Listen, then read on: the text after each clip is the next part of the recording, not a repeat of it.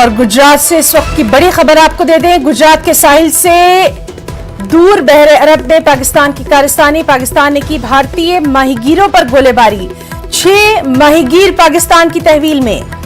पाकिस्तान ने भारतीय कश्ती को भी अपने कब्जे में ले लिया है। तो इस वक्त की अहम खबर गुजरात से, गुजरात के साहिल से दूर बहरे अरब में पाकिस्तान की कारस्तानी, पाकिस्तान ने भारतीय माहीगीरों पर गोलीबारी की है। 6 माहीगीर पाकिस्तान की तहवील में है। पाकिस्तान ने भारतीय कश्ती को भी कब्जे में ले लिया है।